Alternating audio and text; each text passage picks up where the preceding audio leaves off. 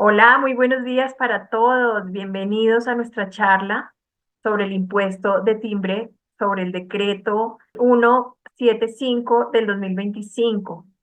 Todas las generalidades de este impuesto de renta y ganancias ocasionales, la enajenación de bienes inmuebles. Es un tema que está recién salido, pues, y queremos hoy darles claridad sobre lo que se ha venido tratando y para eso invitamos a la firma CMM Legal, a su fundador que se llama Juan Pablo Suárez. Es un gusto, Juan Pablo, saludarte, tenerte acá. Gracias a CMM Legal por acompañarnos en todas estas charlas. Bienvenido. Hola Adriana, muchísimas gracias por la invitación, por hacernos ya sentir a nosotros CMM como parte de la casa de ustedes también. Y esta vez pues con un tema que está pues bastante movido en los últimos días y semanas. Yo creo que hemos estructurado una charla muy práctica, sin tanto fundamento, digamos, no nos vamos a detener a revisar el fundamento legal, sino, digamos, la idea que tuvimos fue hacer algo práctico que sea entendible para pues, toda la audiencia. Nos va a acompañar Juan Santiago Rodríguez, que es también abogado de la firma, y quisimos preparar una charla que sea, digamos, práctica, básicamente porque pues este es un impuesto que en realidad nosotros ya hemos catalogado aquí al interior de nuestra firma como uno de los impuestos más complicados a los que nos hemos enfrentado. Y digamos que la primera conclusión que yo tengo que decir es un impuesto demasiado riesgoso. Genera muchos riesgos porque hay dos riesgos muy importantes y el primero es que termine uno pagando un impuesto que no tiene que por qué pagar, ¿sí? Y el segundo es que deje de pagar un impuesto que pues efectivamente sí se causa en una de las operaciones. Y esos dos riesgos se generan es por tanta regla ambigua que está alrededor del impuesto y por eso es muy importante pues este tipo de espacios como los que al que nos invitaron ustedes porque efectivamente hay que entender muy bien cómo funciona el impuesto, hay que revisar reglas especiales y demás y pues desafortunadamente a pesar del estudio y digamos de todas las conclusiones que vamos a revisar, también nos vamos a dar cuenta que hay situaciones que van a quedar abiertas a la interpretación en todo momento y muy precisamente por eso, pues aquí nuevamente les digo, lo estamos reconociendo como el impuesto más riesgoso en este momento. Finalmente, pues vamos a revisar pues todas las características del impuesto de timbre, sus antecedentes y demás, y vamos a abrir un espacio para tocar algunos puntos sobre que hay que tener en cuenta en la enajenación de bienes inmuebles. Fue algo que nos pidieron desde el interior de AFIDI algunos miembros y por eso pues aprovechamos a incluirlo en esta charla. Y vamos a revisar y entender un poquito cuándo se causa ganancia ocasional, cuándo se genera la renta ordinaria y vamos a hacer especial énfasis en un punto que pues, nos pidieron, que es la renta por recuperación de deducciones en la enajenación de inmuebles, que es un asunto que siempre ha estado desde hace muchísimo tiempo, pero que nos hemos dado cuenta por los clientes que no es de fácil entendimiento. Bienvenidos y quiero agradecerles a CMM Legal, ya que estamos ya casi 92 personas en la sala, a hacer esta charla porque sí hemos tenido muchos cuestionamientos acerca de ella. No sé si tengamos tiempo de hacer un preámbulo. Juan Pablo, ustedes ya saben que es un abogado que tiene más de 15 años de experiencia en planeación patrimonial, derecho tributario, corporativo, contractual, cambiario y fiduciario. A lo largo de esta trayectoria se ha asesorado a empresas de familia, estructuración, protección de patrimonio, brindando estrategias eficientes para la gestión de activos y sucesiones. Actualmente es socio de CMM Legal, liderando el área de derecho tributario y de gestión patrimonial. Y también quiero contarles que Juan Santiago Rodríguez nos acompaña también. Él es abogado de la Universidad del Rosario, especialista en tributación de la Universidad de los Andes y tiene experiencia en el sector privado como en el sector público. Es docente universitario de la Universidad Nacional. Actualmente también es abogada de CMM. Creo que ustedes son las mejores guías que podemos tener para entender este nuevo tributo.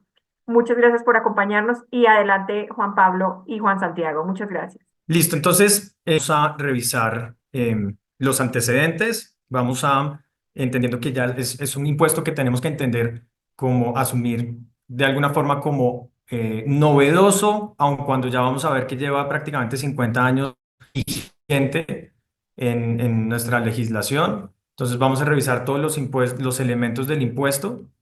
Vamos a tocar algunas exenciones del impuesto que pues en las más relevantes, en realidad hay muchas que tienen una especialidad muy profunda, pero pues hemos rescatado tal vez las que son más relevantes para que las entendamos. Vamos a revisar algunos casos especiales que en nuestro concepto requieren de un análisis especial. Y finalmente, pues vamos a tocar los aspectos tributarios en la enajenación de inmuebles, como ya les había dicho. Muy rápidamente, dentro de los antecedentes del impuesto, pues es muy importante entender por qué la complejidad de un impuesto que pues muchos entienden en este momento como un impuesto nuevo. El impuesto de timbre, 9 años. Es un impuesto que tiene aplicación nacional, es decir, se aplica para todo el territorio nacional. Tiene una causación instantánea con algunas reglas, en todo caso, que vamos a revisar más adelante. Y pues su naturaleza es totalmente documental, ¿sí? Hoy en día, a diferencia de lo que pasaba cuando se creó el impuesto, pues por documento ya tenemos que entender que pues es todo documento físico, pero también documento digital o electrónico. ¿Listo? Entonces esa parte es clave tenerla en cuenta para que aquellos que firman por DocuSign o usan plataformas para suscribir documentos y crear, modificar o extinguir obligaciones, esos documentos electrónicos causan el impuesto. Si viéramos una línea del tiempo sobre las principales modificaciones que ha tenido el impuesto, entonces pues arrancamos con la Ley 2 de 1976, que nuevamente fue la ley que creó el impuesto. En el año tuvo algunas modificaciones, no tan relevantes, por eso no las citamos, pero en el año 2006, mediante la ley 1111, eh, pasó algo muy importante en la historia de este impuesto porque se reguló una reducción progresiva de la tarifa. Entonces, y la ley lo que estableció es que la tarifa sería del 1% para el año 2008, del 0,5% para el año 2009 y del 0% a partir del año 2010. Y esa fue, digamos, el antecedente que marcó la pauta para que este impuesto quedara dormido.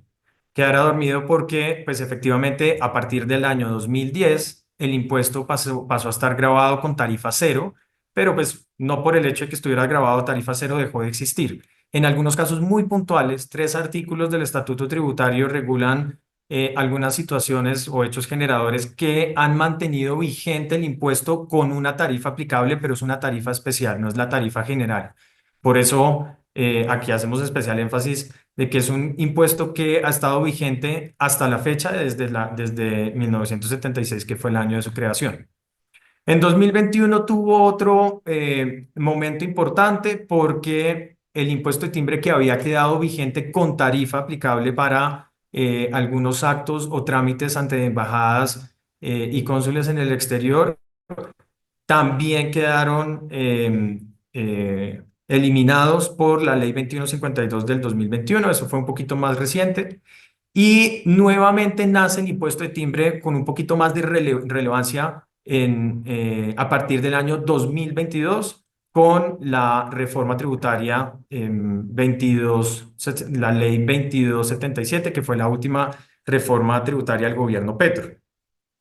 Esa reforma lo que hizo fue agregar un parágrafo al artículo 519 del Estatuto Tributario y le impuso un impuesto de timbre a la enajenación de los bienes inmuebles. Y creó una tarifa que más adelante vamos a ver detallada, en que es una tarifa progresiva y que se causa para la enajenación de inmuebles que tengan un valor igual o superior a 20.000 VTs.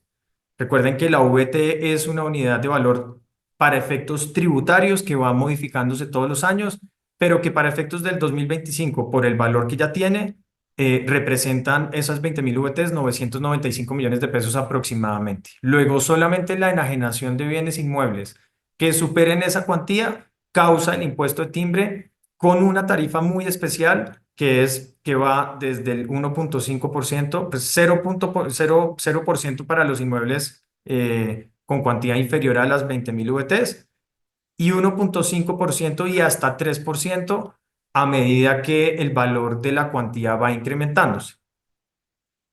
Y pues finalmente pues llega el decreto 175 de este año, que pues es el que prácticamente está motivando esta charla y es el que ya no crea un impuesto de timbre específico o especial para unas operaciones como las de la enajenación de bienes inmuebles, sino que revive la tarifa que había quedado reducida al 0% desde el año 2010 y sencillamente le pone la tarifa del 1%.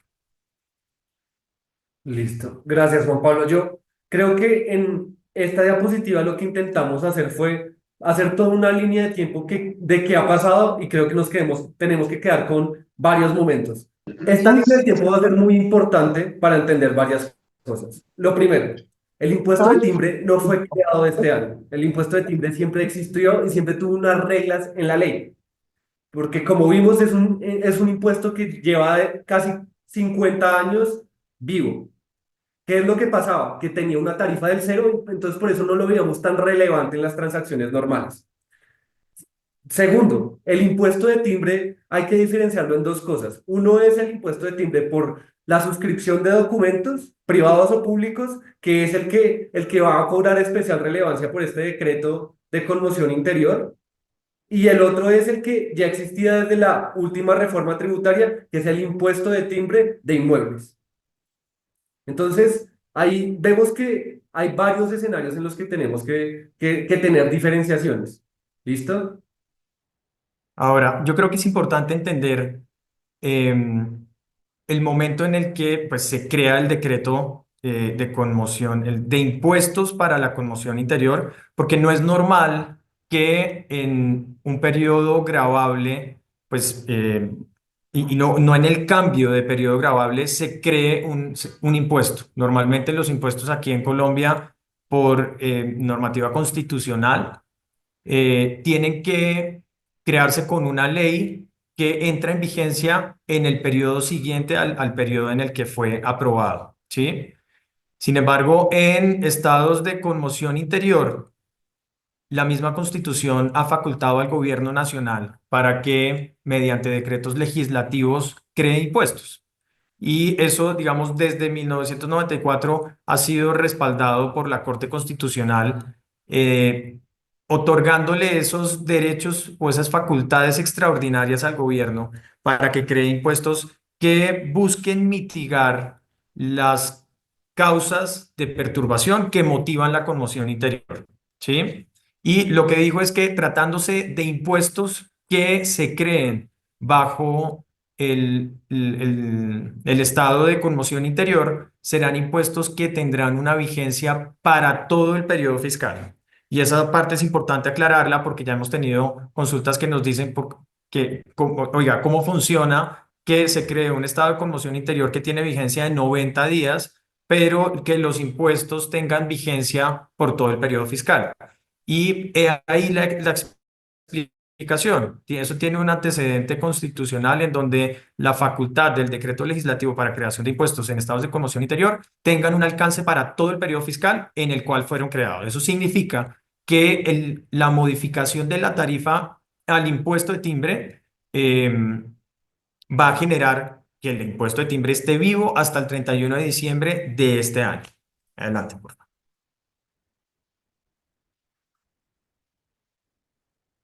Esos son antecedentes relevantes que consideramos importantes tener en cuenta. Dentro de los elementos del impuesto de timbre, yo creo que es importante arrancar por el hecho generador. Vamos a ver esto digamos, dentro de los elementos del tributo hay varios elementos. Está el hecho generador, los sujetos pasivos, está la tarifa y la base gravable, que son todos los elementos que si se cumplen, pues necesariamente crean como consecuencia un impuesto. Entonces, empezando por el hecho generador, entonces, ¿qué es lo que genera el impuesto? El principal hecho generador del impuesto es el otorgamiento, suscripción, giro, expedición, vencimiento, prórroga o pago de un documento o título. Eso, o sea, el otorgamiento de cualquier documento, la firma de cualquier documento, un poco para entenderlo mejor, es lo que causa el impuesto, ¿sí? Es lo que genera el impuesto. Y eso lo genera sobre documentos públicos o privados, siempre y cuando sean documentos que contengan una cuantía superior a 6.000 VTs. Nuevamente, 6.000 VTs medidos a la VT del año 2025 son operaciones que equivalen en pesos colombianos a 298 millones de pesos. Dentro de los documentos que generan el impuesto están las escrituras públicas. Y para el caso especial de la enajenación de inmuebles, pues necesariamente son escrituras públicas que contienen enajenación de inmuebles por valores superiores a las 20.000 VTs, que equivalen a 995 millones de pesos aproximadamente para este año 2025.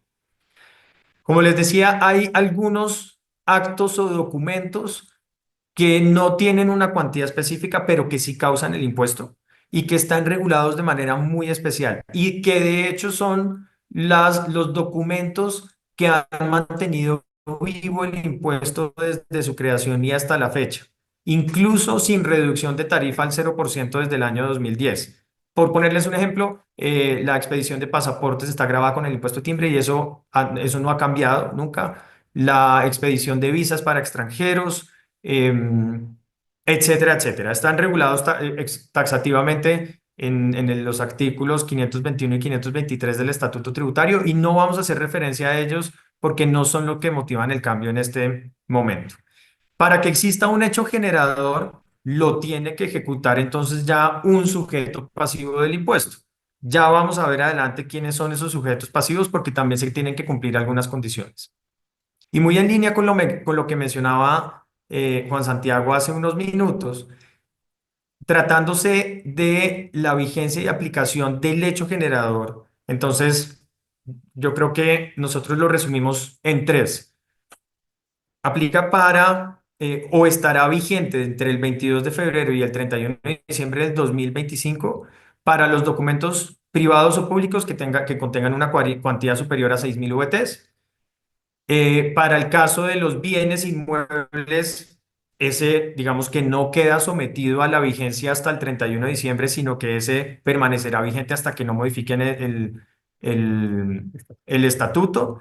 Y ese es el que se mantiene para enajenación de bienes inmuebles superiores a 995 millones. Y por supuesto, pues se mantendrá vigente, no hasta el 31 de diciembre, sino que permanecerá vigente hasta que no se modifique el estatuto tributario todos aquellos casos de cuantía específica que mencionaba también hace unos minutos.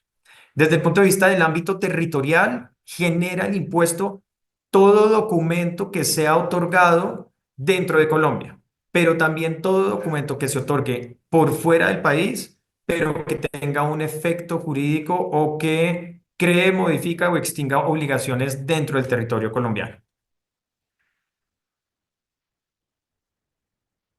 Los sujetos pasivos es otro elemento del impuesto. Entonces, ¿quiénes quedan obligados o quiénes son responsables del impuesto? Digamos que lo primero es las personas con las características que ya vamos a ver, que sean otorgantes, giradores, aceptantes, emisores o suscriptores de documentos que creen, modifiquen o extingan obligaciones, ¿sí? Entonces, cualquier persona que ejecute alguna de estas acciones sobre un documento será responsable del impuesto, es decir, será un sujeto pasivo del impuesto.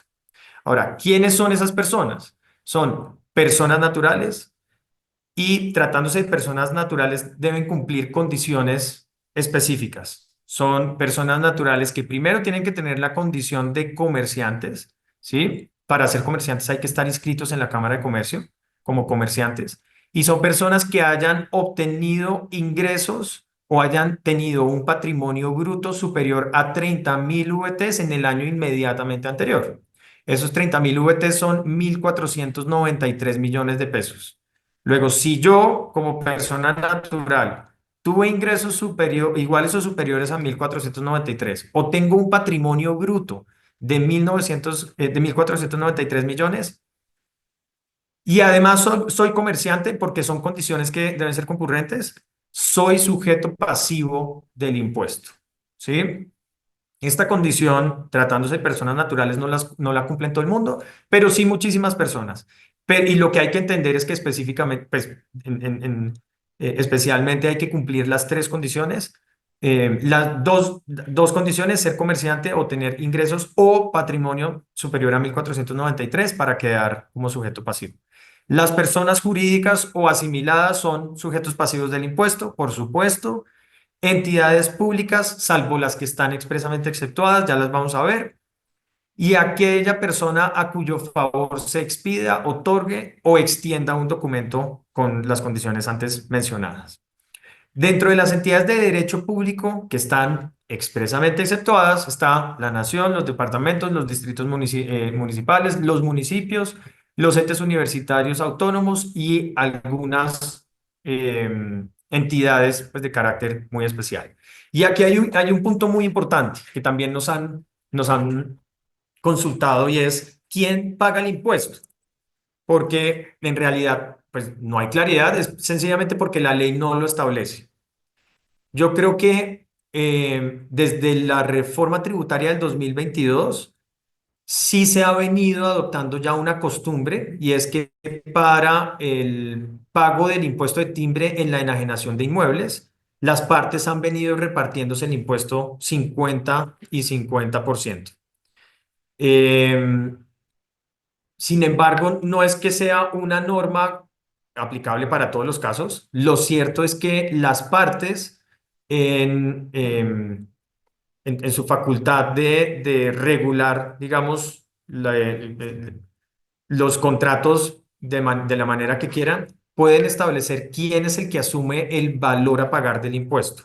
La DIAN lo ha ratificado por concepto y sencillamente entre las partes de un contrato se puede pactar quién es el que asume el impuesto. ¿Listo? Eso es muy importante que lo tengamos en cuenta. Base gravable. Esta es la parte más interesante de este de este impuesto. Porque ya sabemos que cualquier documento que iguale o supere la cuantía de 6.000 VTs causa el impuesto. Sin embargo, si uno lo lleva a la práctica, hay que entender reglas especiales aplicables a los documentos que crean, modifican o extinguen obligaciones. Porque lo cierto es que la diversidad de situaciones que pueden llegar a presentarse en la suscripción de un documento que contenga obligaciones son infinitas, ¿sí? Y aquí es donde ya se vuelve muy riesgoso el impuesto, ¿sí? Porque aquí ya queda sujeto a interpretación del contrato que se firme, de la obligación que se obtenga, cómo se obtiene, pero básicamente nosotros lo resumimos en 4 situaciones concretas.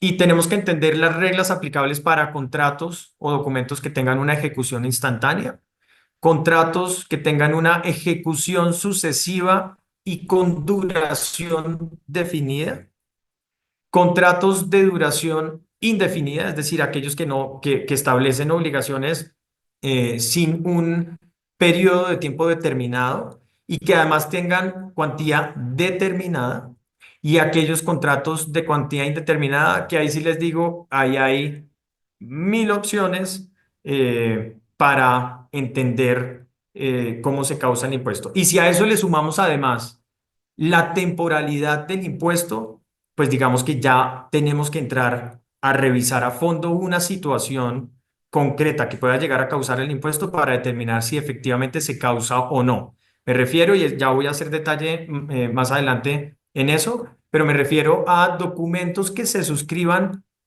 que se hayan suscrito antes de la entrada en vigencia del decreto, pero que determinen su cuantía en vigencia del decreto, o aquellos actos que se firmen en vigencia del decreto, pero que, por ejemplo, solamente puedan llegar a determinar su cuantía en el año 2026, cuando ya se entendería que el impuesto dejó de tener tarifa del 1%.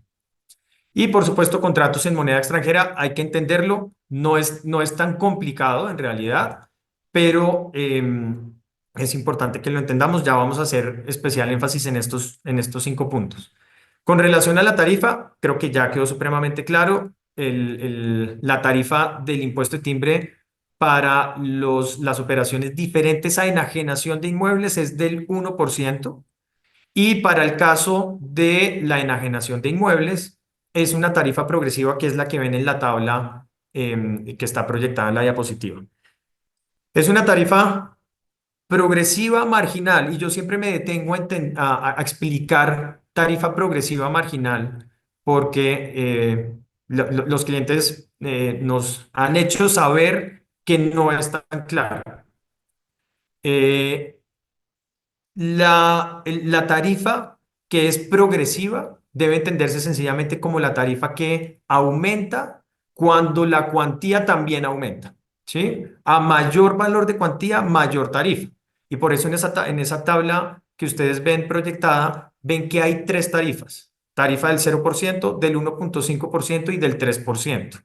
A mayor valor del inmueble que se enajene, mayor será la tarifa aplicable, ¿sí? Y que sea marginal significa que es una tarifa que va grabando por umbrales. Me explico. Cualquier enajenación de inmuebles que se haga por los primeros 995 millones de pesos va a estar grabada al 0%. ¿Sí? Eso significa que un inmueble que cueste, que se transfiera o se enajene por 1.500 millones de pesos, los primeros 995 millones de pesos van a estar grabados a tarifa cero, y solamente a partir de los 995 millones y hasta los 1.500 millones de pesos va a estar grabado con una tarifa del 1,5%. Y así sucesivamente, 2.489 millones de pesos en el año 2025. Significa que los primeros 995 millones de pesos van a estar grabados a tarifa cero. La cuantía que vaya entre 995 millones y 2.490 millones va a estar grabada a tarifa del 1,5%, y a partir de los 2.489 y en adelante va a estar grabada al 3%.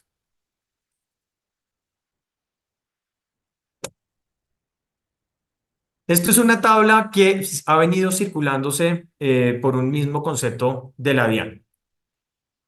Y yo creo que pues, es una buena tabla para entender un poco qué es lo que pasa en los diferentes tipos de contrato o en las diferentes relaciones jurídicas que se pueden causar en el día a día. Y es lo que mencionaba de contratos o actos de ejecución instantánea, de ejecución sucesiva con duración definida, de duración indefinida o de valor indeterminado.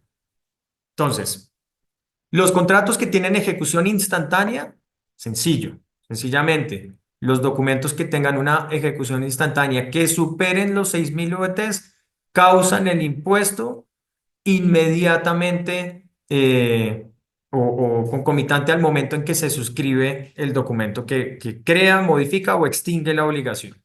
Si es un documento que contiene obligaciones en divisas, en una divisa diferente a la de los pesos colombianos, sencillamente se tomará la TRM de la fecha en la que se ejecutó el acto para determinar su valor en pesos colombianos. Y sobre esa base, pues se pagará el impuesto de timbre del 1%.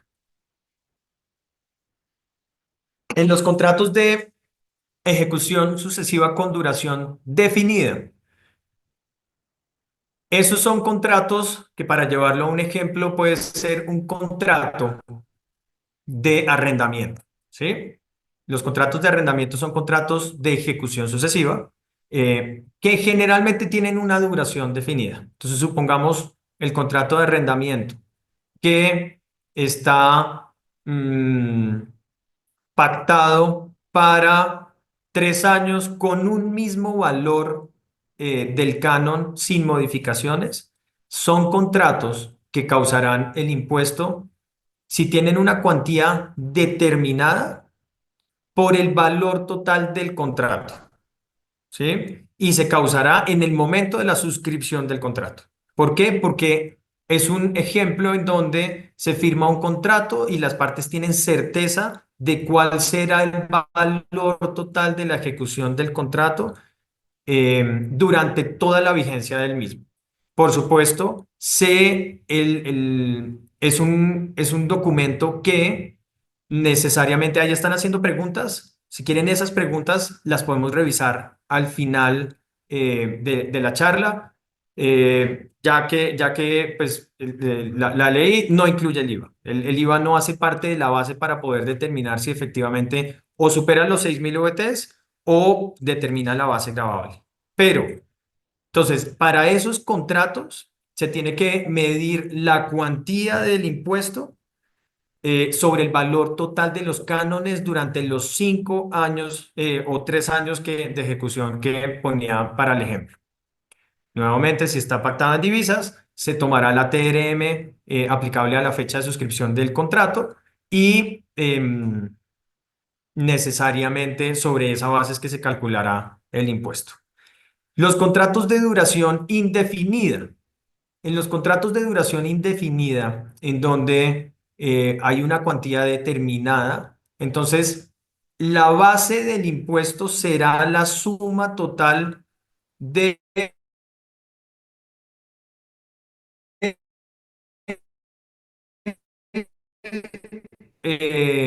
de la cuantía por el cual se cause el impuesto de timbre.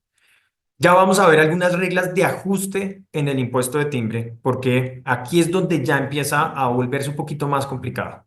Y ni hablar del contrato de los contratos de valor indeterminado, porque en los contratos de valor determinado, lo que dice el estatuto tributario es que el impuesto de timbre se causa por cada uno de los pagos o abonos en cuenta que se vayan ejecutando durante la vigencia del contrato, ¿sí?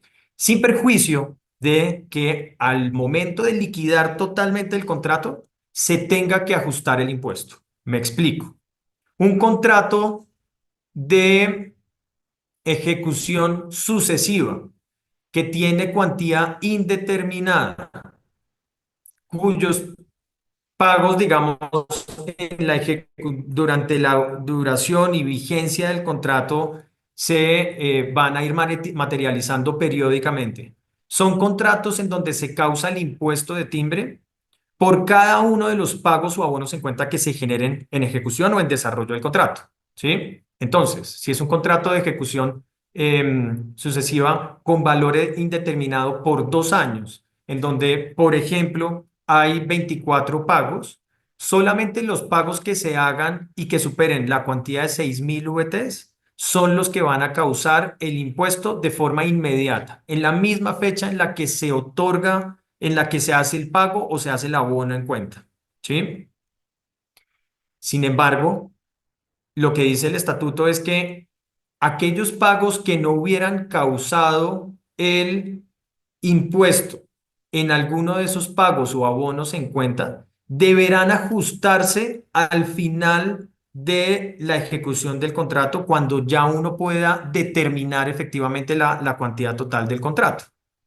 Entonces, en el ejemplo que les estoy poniendo, si de los 24 pagos, 12 pagos causaron el impuesto y otros 12 no, entonces al momento de liquidar el contrato, va a tener que determinarse cuál fue el valor total del impuesto pagado sobre los pagos que superaban los 6.000 VTs y tendrá que ajustarse y completarse el valor del impuesto de timbre sobre el mayor valor de la totalidad de ejecución del contrato y que no hubieran causado el impuesto de timbre al momento del pago o abono en cuenta.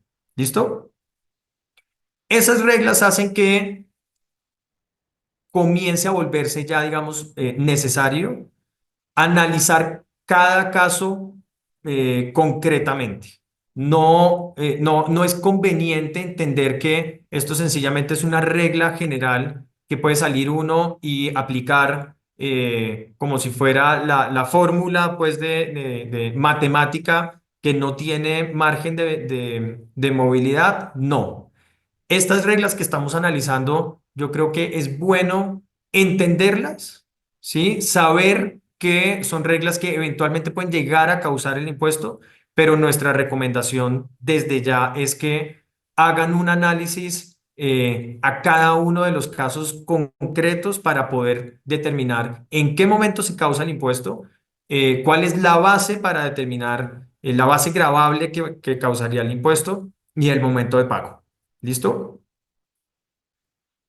No sé si usted Frente a quiere. lo que dice Juan Pablo, yo creo que una de las palabras claves ahí es cada caso concreto dependerá si aplica o no impuesto de timbre. En principio les dijimos, este impuesto es complejo. Y uno cuando lo lee, uno dice, no, pero está sencillo porque es simplemente cuando hay un otorgamiento, giro o aceptación de un documento. Hasta ahí uno diría, es un impuesto sencillo, pero cuando uno va comenzando a ver que esos contratos pueden tener ciertas aristas y cada caso en particular tiene unas reglas específicas, es que el impuesto se vuelve mucho más complejo. Entonces, la invitación acá es tengamos las reglas claras sobre todo de, oiga, el impuesto se causa cuando es un documento privado o público que otorgó, giró o aceptó, suscribió un valor mayor de 298 millones, pero también dependerá cómo cuantifico esos 298 dependiendo en el contrato y la naturaleza en la que me encuentre. Y ahí sí les tenemos que decir, cada persona es un mundo y cada contrato es un mundo. Nosotros nos decían sobre todo en el contrato de valor indeterminado y nos daban un ejemplo con share revenue, es decir, con que no tengo un canon de arrendamiento de todos los meses igual, sino que dependiendo del desempeño de ese arrendamiento, de ese arrendatario, es que yo cobro mi canon. Entonces está muy indeterminado ahí saber el valor y ese es un caso de los específicos que les queremos hacer ahí alusión. Listo. A ver, este punto es supremamente importante y pues lógicamente por lo reciente del decreto, pues es importante analizarlo y entenderlo. Hace 7 días la DIAN emitió un concepto, el 5 de marzo, en donde quiso aclarar, ha emitido varios conceptos en estos días para aclarar algunos asuntos derivados de la reviviscencia del impuesto de timbre. Sin embargo, en este quisimos hacer especial énfasis porque la primera razón es porque no estamos de acuerdo con la posición que fijó la DIAN, pero además porque es un asunto supremamente relevante, ¿sí? Digamos, la DIAN sencillamente, lo voy a leer, estableció lo siguiente. Si un contrato de cuantía indeterminada, y perdona que hago un paréntesis, aquí vamos a analizar contratos de cuantía indeterminada que son los que más, digamos, requieren un análisis especial para saber si causan el impuesto de timbre o no, cuándo se causa y cómo, y un conflicto de aplicación en el tiempo. Entonces, esto que vamos a revisar es para contratos que fueron suscritos antes de la entrada en vigencia del decreto 175. Recuerden que estamos analizando, estamos dentro del marco de contratos de cuantía indeterminada. Entonces son contratos que tal vez al momento en que se firmaron, antes de la entrada en vigencia del decreto 175, no tenían una base gravable para causar el impuesto. ¿Sí?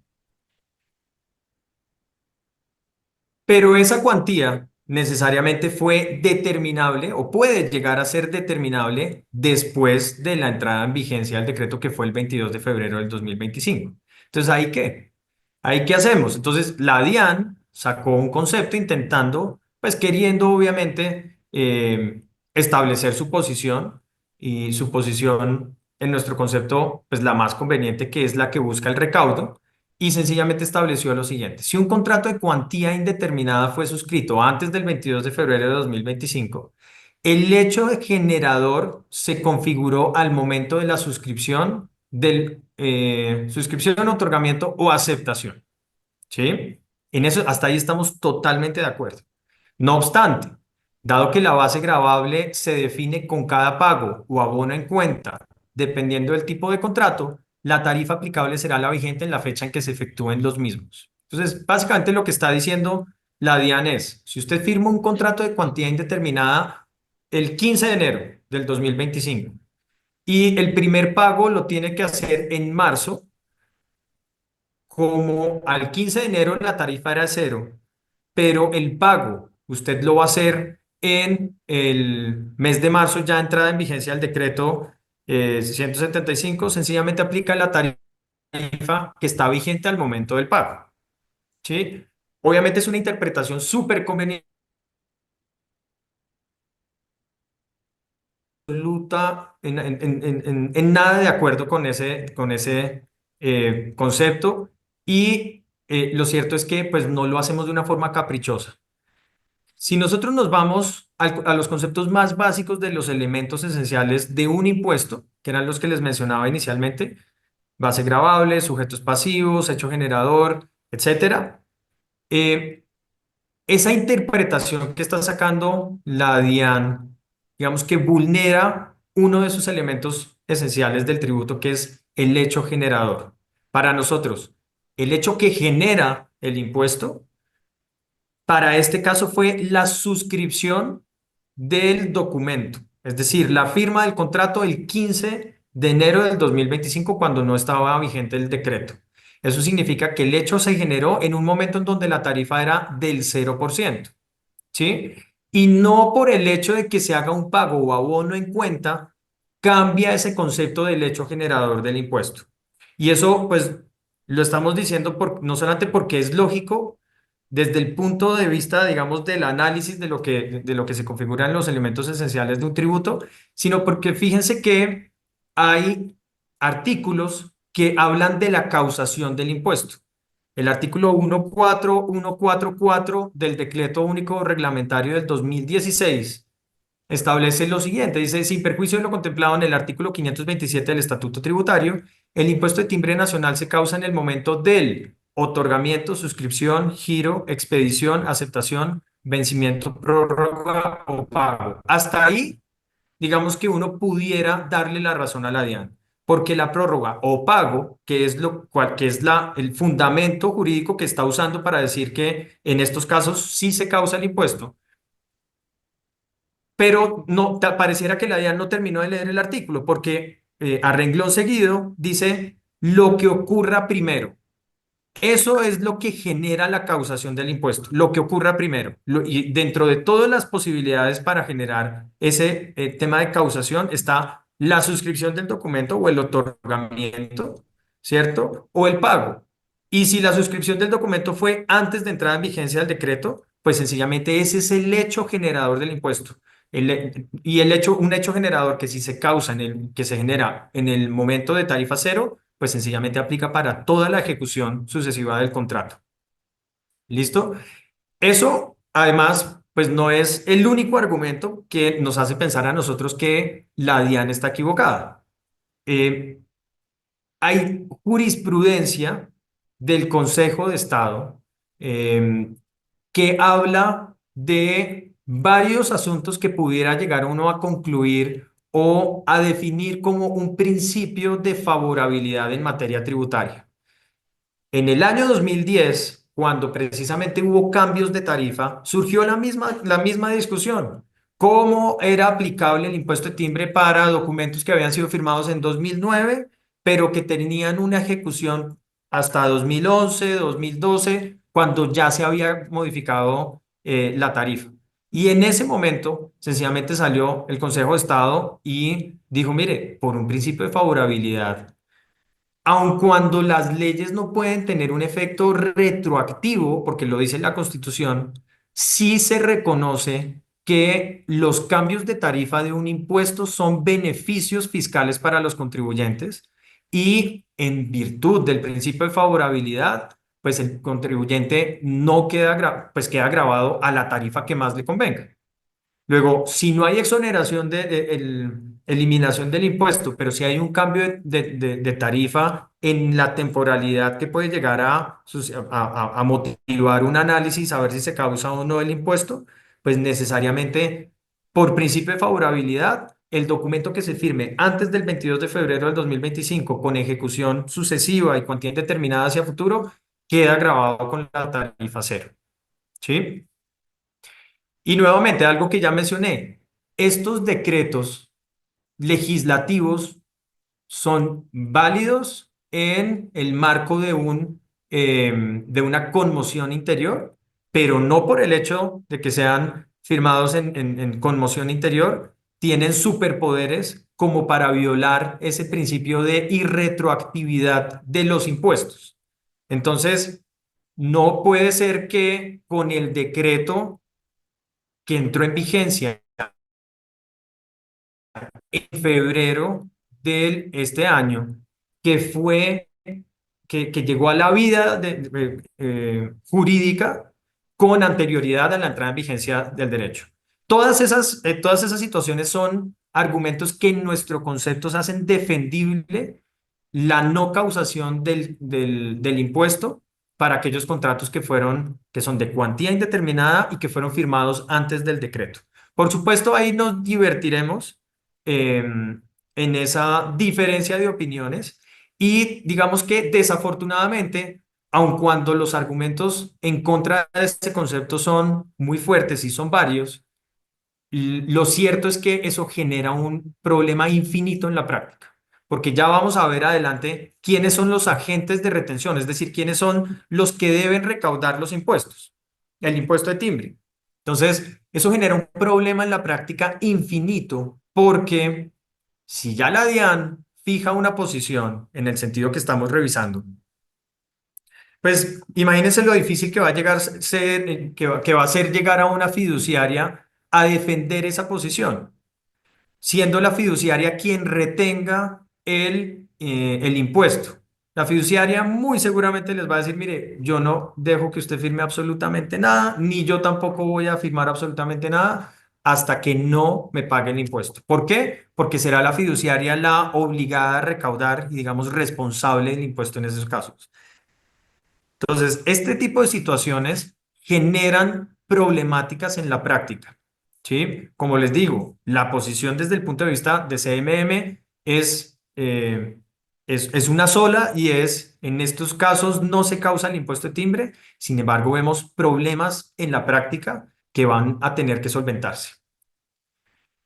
Vimos ya el caso del contrato que se firma antes de entrada en vigencia del decreto y que tiene ejecución sucesiva en vigencia del decreto con cuantía determinable en vigencia del decreto. Ahora, ¿qué pasa si yo firmo un contrato ya con cuantía indeterminada, pero su cuantía solamente será determinable en el año 2026? Nuevamente, el solo argumento del principio de favorabilidad en materia tributaria sencillamente hace que en nuestro concepto sea un contrato que cause un impuesto, pero a tarifa cero. Por supuesto, asumiendo que, pues, efectivamente el impuesto de timbre solamente llega hasta el 31 de diciembre y no es adoptado de forma permanente o con una vigencia, pues, más larga mediante, pues, cumpliendo mecanismos legislativos válidos para el efecto. Yo quiero decir dos cosas acá. Primero, creo que uno tiene que tener, cuando habla de estos dos casos, una línea temporal. Una línea temporal en la cual tiene el decreto 175, que es el que otra vez le da la vigencia al impuesto de timbre. ¿Y durante cuántos tiempos se la da? De 22 de febrero a 31 de diciembre. ¿Y por qué queremos hacer tanto énfasis en esto? Porque hemos visto que los clientes nos han comenzado a consultar de, oiga, es que esto dice la DIAN, oiga, es que este concepto nos está generando problemas. Este concepto que veían acá de la semana pasada, de hecho. ¿Por qué es importante hablar de este concepto? Porque el concepto básicamente lo que dice es, oiga, usted firmó un contrato antes del 22 de febrero, es decir, cuando no tenía tarifa el impuesto de timbre, pero que es de ejecución sucesiva y una cuantía indeterminada, me va a tener que pagar impuesto de timbre durante la vigencia del decreto de conmoción, es decir, del 22 al 31 de diciembre. Entonces ya tenemos ahí clara la línea del tiempo. Y nuestra afirmación con sustento jurisprudencial, normativo y constitucional es: no estamos de acuerdo con la posición diana. Y tenemos digamos que ese expediente de defensa y esos argumentos, de hecho, que nos da el Consejo de Estado y la Corte Constitucional y nos permiten decir: no, no va a aplicar retroactivamente el impuesto de timbre. Y el siguiente es aún más problemático y se los estaba diciendo Juan Pablo. ¿Qué pasa cuando yo suscribo un documento durante la vigencia del decreto de conmoción interior, pero solo sé cuál es la cuantía determinable después del decreto de conmoción interior? Y frente a eso, aún digamos que no hay una posición dial, pero sí hay una posición que nos permite a nosotros decir: tenemos un sustento normativo para no liquidar el impuesto sobre esas cuantías posteriores, y es posiciones del Consejo de Estado, y que pues evidentemente se basan en ley y en principios constitucionales. He ahí lo divertido del impuesto. Eso yo creo que va a generar y ya lo está haciendo. Digamos que lo primero que nosotros hemos detectado es que un efecto muy nocivo para la economía ha sido la suspensión de ejecución de muchísimos contratos. Lo hemos notado por las consultas que nos están haciendo. Al interior de las compañías, quienes tienen departamentos legales están buscando, digamos, determinar cómo es que se aplica el impuesto, pero básicamente todo eso se ha traducido a que efectivamente los negocios se estén paralizando hasta entender bien un poquito el alcance de esto. Nuevamente, acuérdense que esto es un impuesto que lleva vivo 50 años y estuvo vigente con tarifa para todos estos casos durante 35 años. Y en 35 años, imagínense la cantidad de doctrina y de posiciones que se fijaron en torno a la aplicación o a la forma correcta de aplicar el impuesto. Eso es lo que hace que en este momento pues nosotros tengamos que desempolvar un sinnúmero, digamos, de posiciones y de casos concretos para llevarlo también a casos concretos, pero en la actualidad. Eso es lo que hace, lo que hace difícil este impuesto. Ahora, hablemos de los agentes de retención, que es supremamente importante. Y eso, más agentes de retención, entendámoslo sencillamente, ¿quién es el que recauda el impuesto? Porque este es un impuesto que se paga bajo el mecanismo de retención en la fuente. Y necesariamente tienen que haber agentes de retención para todos los casos. Lo primero, los notarios. Los notarios son los agentes que retienen el impuesto en cualquier operación que se firme por escritura pública. Las entidades vigiladas por la Superintendencia Financiera de Colombia son agentes de retención cuando intervengan como aceptantes, suscriptores o giradores en documentos grabados. Cuando intervenga cualquier entidad vigilada por la superintendencia, serán ellos los agentes de retención. Las entidades de derecho público también son entidades, los agentes de retención. Cuando no hay ninguno de eso, entonces ya entran los particulares. Las personas jurídicas son, o sociedades de hecho y demás asimiladas, serán los agentes de retención.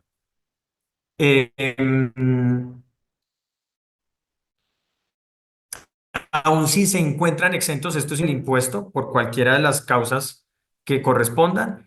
Y por último, las personas naturales que cumplan las condiciones de los sujetos pasivos, es decir, que sean comerciantes y o que tengan ingresos o patrimonio bruto superior a 30.000 VTs, 1.493 millones de pesos. Ahora, ¿qué pasa cuando en un contrato intervienen varios agentes de retención? Si intervienen varios agentes de retención, hay una prelación que la misma ley ha otorgado para saber quién es el que obra como agente de retención. No es que se repartan el impuesto entre los varios, sino que en ese mismo orden que acabamos de ver los agentes de retención, se ejecuta esa prelación para la retención. ¿Sí?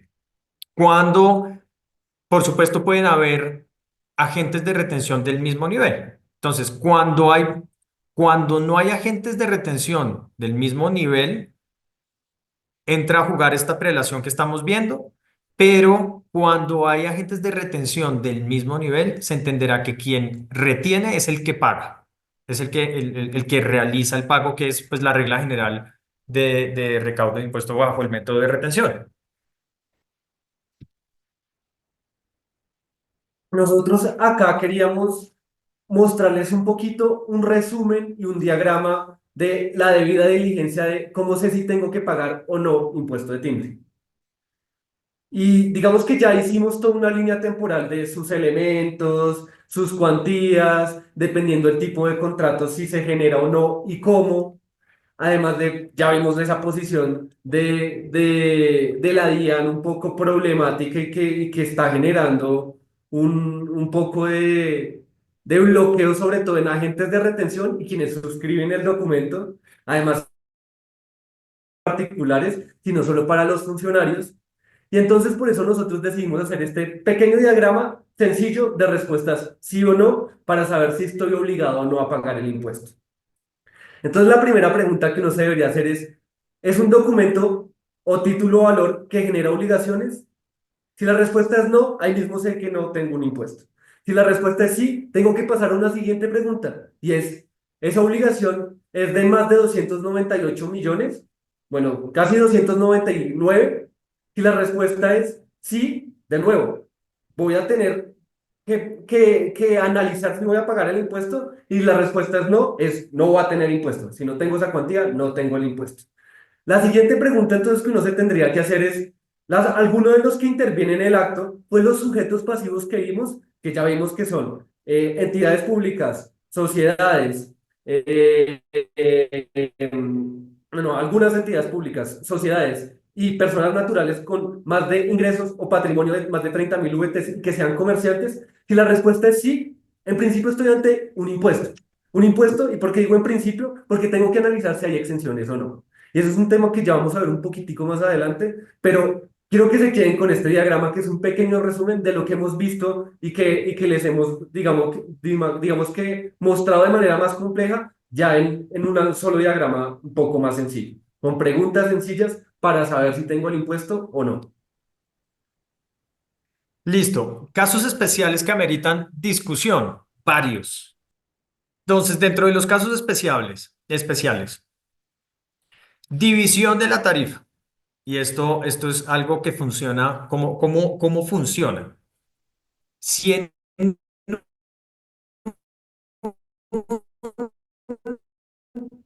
contrato para no pasivos del impuesto, el impuesto se reduce en proporción a quienes sean sujetos pasivos y quienes no sean sujetos pasivos. Me explico. Si en un contrato se causa un impuesto de timbre al 1% de 100 millones de pesos y hay dos partes, una que es sujeto pasivo y la otra que no es sujeto pasivo, el impuesto a pagar es solamente de 50 millones de pesos. Se divide el valor del impuesto. Eso es supremamente importante. Por supuesto, si hay más partes, varias de ellas que son responsables y otras que son no responsables, digamos, en proporción a esa participación dentro de la ejecución del negocio, asimismo se causa el impuesto. Régimen de tributación. Acuérdense que en el régimen de tributación, quienes están acogidos a ese régimen, al régimen simple de tributación, perdón, quienes están acogidos a ese régimen simple de tributación no practican retenciones en la fuente.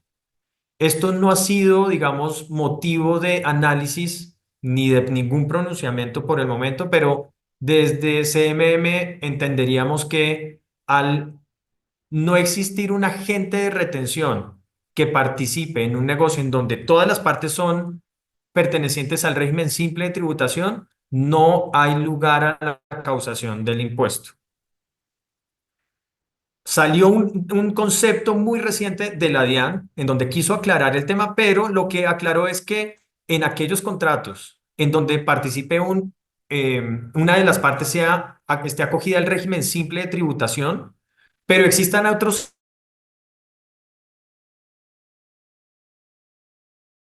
retenedores serán los que se encarguen de retener el impuesto que corresponda.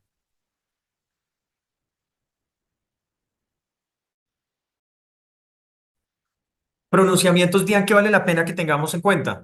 El 21 de febrero, un día antes de que entrara en vigencia el decreto, aclaró que la tarifa del 1% no modifica las reglas especiales para la enajenación de bienes inmuebles. Creo que eso ya lo habíamos dicho, pero ratificado por la DIAN.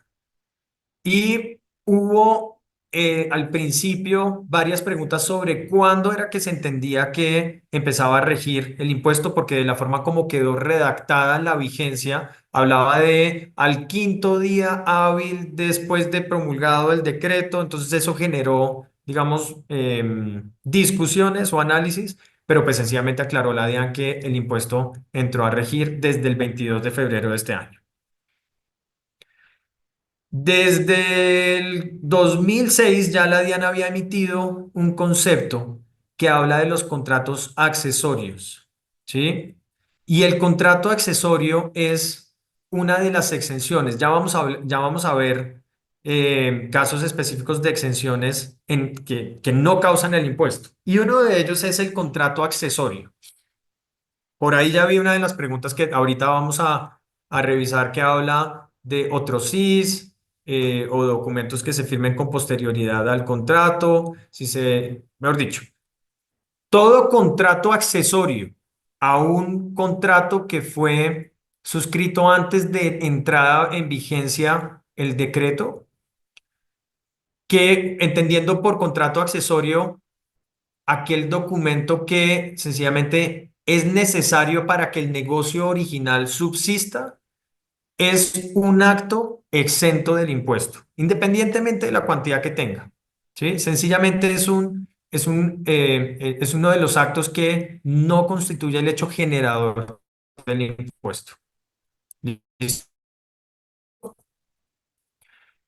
En el 2002, la DIAN habló eh, del hizo referencia al concepto 3806 del 94 en relación con el endoso de títulos. El endoso de títulos es otra de las exenciones que están expresamente establecidas en el impuesto y que no causan impuesto. Y hablando de exenciones, que pues ya las vamos a ver, si quiere adelante la diapositiva, por favor. Vamos a ver que hay varias y hay tantas que el Estatuto Tributario establece 56 exenciones a la causación del impuesto y por doctrina esas exenciones han llegado prácticamente a 75, casi 80 exenciones. Nuevamente, acuérdense que este es un impuesto viejo y por lo mismo en la ejecución o en el desarrollo de todos los años fueron analizándose casos concretos en donde se llegó a establecer que pues eran casos que no causaban el impuesto. La oferta mercantil es una opción muy interesante que hay que empezar a analizar, porque resulta que las ofertas mercantiles que se acepten mediante órdenes de compra o venta de bienes o servicios quedan exentos del impuesto. Pero aquí hay que analizar caso por caso, porque no todas las ofertas mercantiles que al final resulten ya en una relación contractual entre las partes son exentas del impuesto, ¿sí? Aquí hay que cumplir unas reglas muy específicas para que en la configuración de la relación contractual se pueda entender que la operación es exenta, pero entendiendo que la oferta mercantil bien aceptada hace que el contrato o el acto quede exento del impuesto, pues se vuelve una súper oportunidad para que de alguna forma con planeación se analice cada caso y si uno puede, digamos, adaptar la creación de esa relación contractual bajo oferta mercantil más aceptación de esa oferta mercantil mediante la expedición de una orden de compra, tenemos una gran oportunidad para que contratos que tal vez si uno firmara directamente crearan el impuesto y sencillamente acogernos a una exención expresa del estatuto tributario.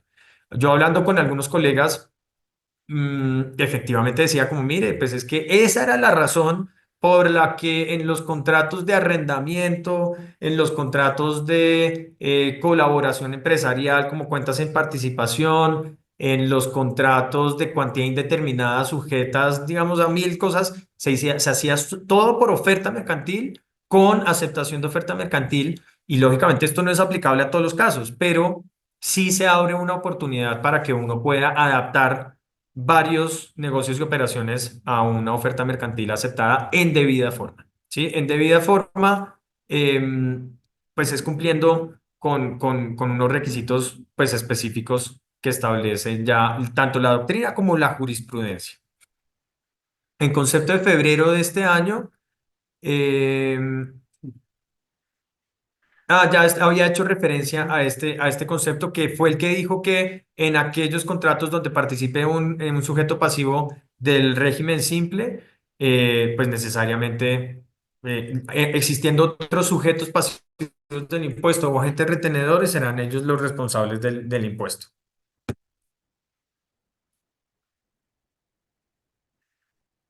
Este es una diapositiva que nuevamente hace referencia a la oferta comercial. A oferta comercial que sea aceptada en el mismo documento o en otro documento escrito que lo indique, quedará sujeta al impuesto de timbre. Oferta comercial que se acepte mediante la suscripción de un contrato aparte, causa el impuesto de timbre. Pero la oferta comercial que se acepte vía orden de compra será una operación expresamente exenta. ¿Listo? Está regulado en el artículo 530 del Estatuto Tributario, que es el artículo en donde se enumeran todas las exenciones aplicables. Y ahí estamos diciendo, la orden de compra deberá incluir datos del proveedor, productos, precios, condiciones de entrega y pago, que son todas esas condiciones mínimas para que nazca la vida jurídica, pues en una relación ya comercial. Fiducias mercantiles. Digamos, es un,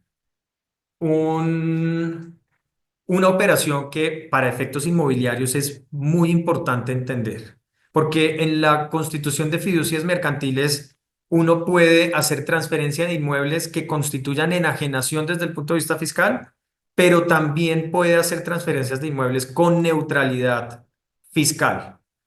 Para aquellos casos en donde se cumplen todas las condiciones para que aplique neutralidad fiscal, sencillamente serán transferencias de inmuebles que, siendo no enajenación desde el punto de vista fiscal, pues no causan el impuesto. Eso es muy importante. Sin embargo, por la naturaleza de muchas fiducias mercantiles, la transferencia de inmuebles efectivamente se entiende como la enajenación del inmueble y en esos casos aplica el impuesto de timbre, pero no a la tarifa del 1% que fue la que se creó con el decreto 175 de febrero de este año, sino que se aplica la tarifa progresiva que fue creada en la reforma tributaria del 2022, de la ley 2277. Súper relevante entender si el impuesto de timbre es deducible o no del impuesto de renta. Esa parte es muy importante entenderla.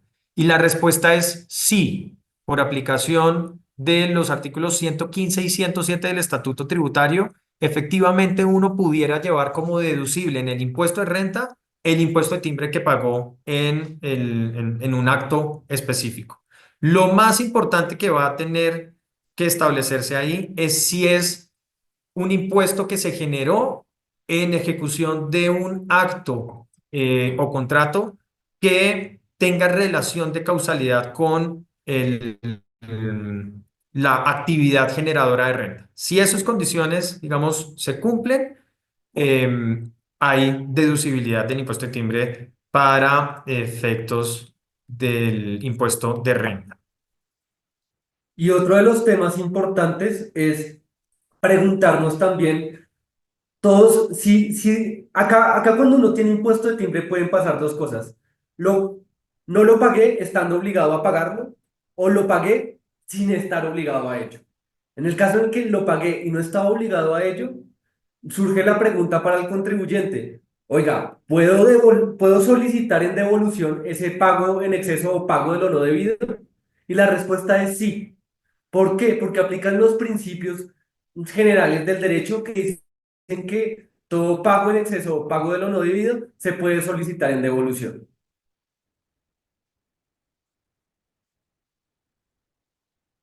Esto también es igual de importante y nosotros ya se los estábamos adelantando. Juan Pablo les decía que hay normativamente alrededor de 56 exenciones, pero jurisprudencialmente y por vía doctrinal ya se vuelven alrededor de casi 80 exenciones al impuesto de timbre. Y este también es un llamado a la acción para decirles, analicemos caso a caso, porque no todos son iguales. Y adicionalmente, dependiendo la naturaleza de la operación, la puedo adaptar o no a una exención. Lo que intentamos acá fue enumerar algunas de las exenciones, primero del sector inmobiliario y luego unas que nos parecen relevantes para cualquier transacción en general. Y se las enumero un poco. La primera es el otorgamiento, la autorización o el registro de cualquier escritura pública de compraventa o hipoteca de vivienda de interés social. ¿Listo? Ahí es no solo que sea el registro de una escritura pública, sino que sea vivienda de interés social. El siguiente, los contratos de promesa de compraventa de inmuebles. Ese es fundamental. Ese no tiene impuesto de timbre. Otro importante van a ser las escrituras otorgadas por el Instituto de Crédito Territorial o Fondo Nacional del Ahorro. Otro importante en sector inmobiliario son las escrituras públicas de enajenación de inmuebles para viviendas urbanas clasificadas en los estratos socioeconómicos 1, 2 y 3. Importante también, contratos de prenda o garantía hipotecaria abierta. También acá importante hacer una alusión a que, como la norma, bien lo decía Juan Pablo en la línea del tiempo, es antigua, hay algunas redacciones que son antiguas, valga ahí la redundancia. Y ahí ya les mencionamos cuáles son importantes dentro del gremio y el sector inmobiliario. Pero también para cualquier otra transacción va a ser importante, y ya la mencionamos previamente, el endoso de títulos valores o los documentos que se otorguen con el único propósito de precisar las condiciones derivadas del endoso. Y otra importante que también nos ha surgido mucho esta consulta son los contratos accesorios. Juan Pablo ya les estaba mencionando el tema y los conceptos de la DIAN frente a qué se entiende por contrato accesorio. Pero adicionalmente, ese numeral de la norma en exención del 530, ese es el numeral 42, no solo va a incluir contratos accesorios, va a incluir algunos nombres y apellidos que me parece que son importantes tener en cuenta, sobre todo para una negociación inmobiliaria, como son las cláusulas penales y los pactos de arras que sobre todo consten en un contrato principal. Entonces, si yo pongo una cláusula penal o tengo un pacto de arras o tengo un contrato accesorio, no voy a tener que pagar el impuesto.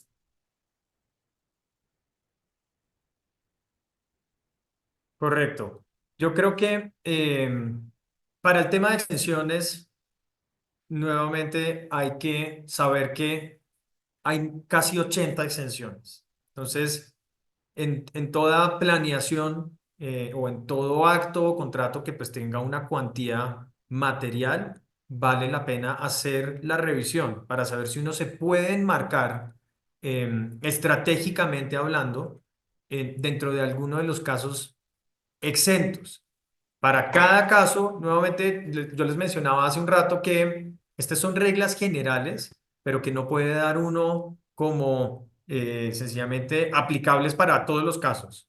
No, yo creo que hay que revisar caso por caso para determinar si efectivamente de la forma más pura y simple el contrato causaría el impuesto, si existe adicionalmente alguna forma de adecuación de la relación comercial para efectivamente escapar el impuesto. Ahí es donde vale la pena hacer una planeación, detenerse antes de ir a suscribir un acto o contrato que pueda llegar a generar el impuesto o no. Ya les mencionaba que este es un impuesto que es muy riesgoso, lo estamos viendo como el impuesto más riesgoso actualmente, porque o corre uno el riesgo de pagar algo que no corresponde o algo a lo cual no estaría obligado, o dejar de pagar un impuesto en efecto en un momento en donde sí queda obligado. Luego sí es muy importante, por lo menos de aquí hasta el 31 de diciembre, las operaciones que superen las 6.000 VTs le hagan un análisis previo para no incurrir en errores o posibles sanciones. Y hay exenciones, entonces es bueno tenerlas en cuenta para adecuarlas de alguna forma. Creo que con eso terminamos de hablar un poco del impuesto de timbre. Vimos que efectivamente se tiene que analizar caso a caso, que esto es como casi todos los asuntos tributarios, un traje a la medida, dependiendo en qué tipo de contrato nos encontremos, porque eso determinará qué tipo de causación tiene, es decir, si es de cuantía indeterminada, determinada, si tiene un plazo o por el contrario no tiene ninguna vigencia definida. Y ya también vimos el tema de las exenciones. Pero yo sé que para FIDI esto va a ser importante y es mirar dentro del sector inmobiliario cuáles son los aspectos tributarios importantes a la hora de vender un inmueble, a la hora de enajenar un inmueble. Juan Santiago, 2 segundos. Antes de pasar a este punto, yo quiero detenerme y qué pena abro un paréntesis, pero es que no puedo dejar de hablar de algunos casos especiales que considero que son relevantes y que tal vez no incluimos aquí, eh, pero me parece importante que rápidamente, antes de pasar a este punto, eh, nos detengamos a analizar qué pasa con los patrimonios autónomos, con los fondos de capital privado, los fondos de interés colectivo, em, los trusts y todas esas figuras que de alguna forma pues no tienen un carácter de contribuyentes como tal frente a la DIAN. Pues, la pregunta es si esos podrían enmarcarse dentro de los sujetos que no son pasivos para efectos de dividir la tarifa del impuesto, o si efectivamente pudieran llegar a entenderse grabados cuando participen en una operación. Y yo creo que ahí hay que entender y devolvernos un poquito dentro de los elementos del tributo al hecho generador para entender que los documentos que se extiendan, se otorguen a favor de una persona, también causan el impuesto, ¿sí? Y efectivamente, uno puede otorgar, suscribir, expedir, etcétera, etcétera, documentos a favor de un patrimonio autónomo, de un trust, de un fondo de capital privado, etcétera. Y aun cuando ellos no son contribuyentes para efectos tributarios, eh, sí generalmente van a expedirse en ejecución de relaciones contractuales donde pueden haber agentes retenedores y donde, digamos, al final también tienen unos beneficiarios finales. Entonces, en esos casos, nosotros somos de la idea de que sí pueden llegar a ser sujetos pasivos del impuesto de timbre y eso hay que tenerlo supremamente claro.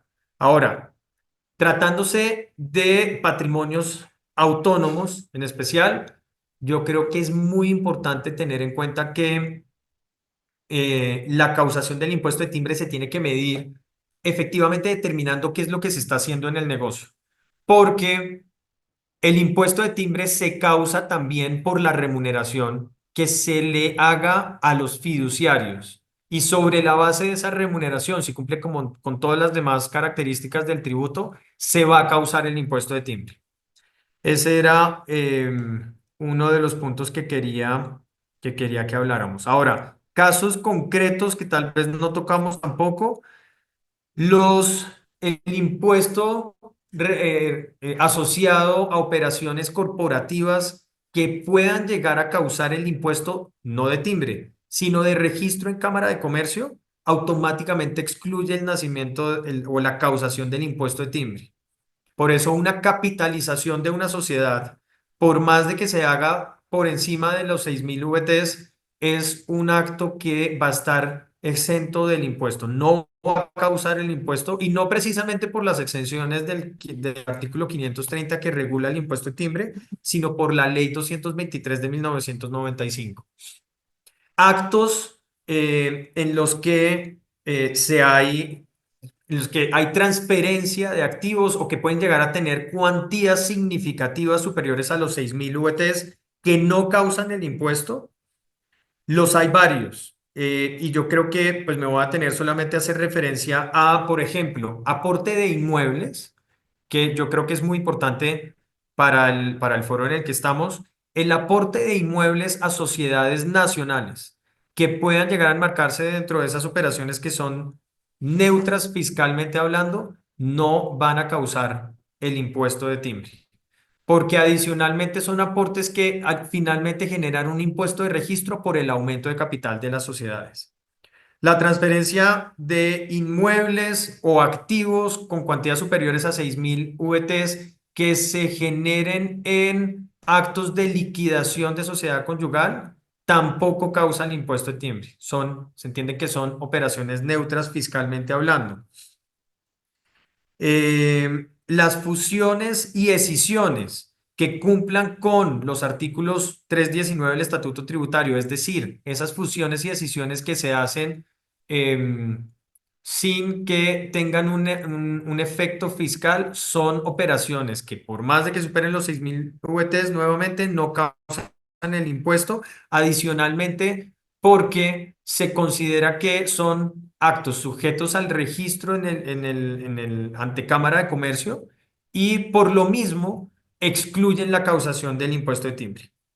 Adicionalmente, digamos que hay muchos conceptos viejos que dicen que las operaciones de fusión y escisión en su gran mayoría pueden ser operaciones que ni siquiera tienen cuantía en el marco de una reorganización empresarial. Solamente tendrán cuantía cuando aumenten el valor del capital o se hagan cesiones de acciones. Las daciones en pago sujetas a escritura pública en el marco de un proceso de reorganización tampoco causan el impuesto de timbre. Contratos de mandato y administración delegada. Contratos de mandato y administración delegada también es un caso especial porque causan el impuesto de timbre, pero lo causan sobre el valor de la remuneración que obtenga eventualmente el mandatario y o el administrador delegado.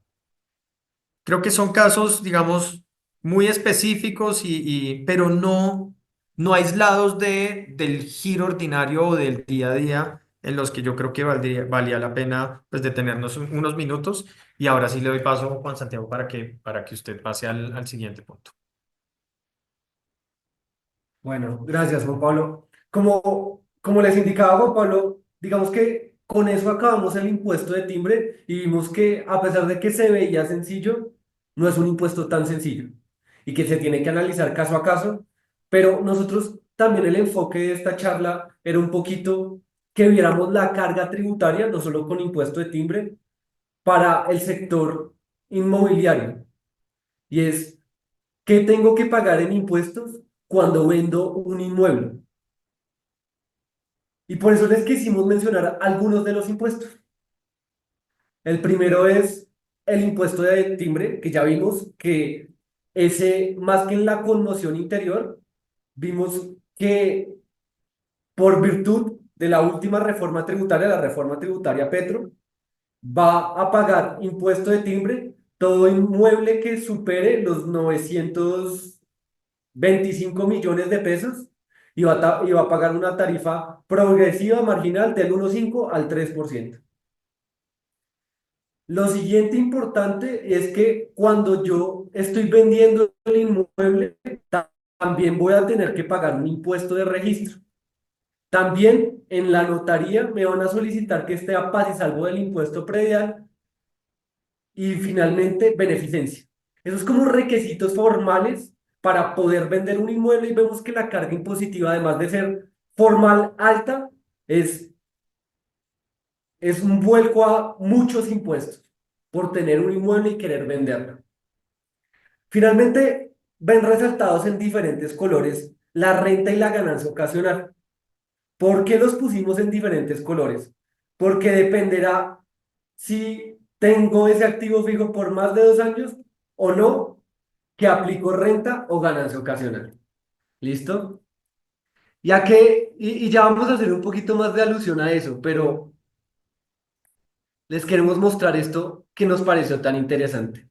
Y es saber cuándo tengo que pagar ganancia ocasional y cuándo tengo que pagar renta líquida cuando vendo mi inmueble.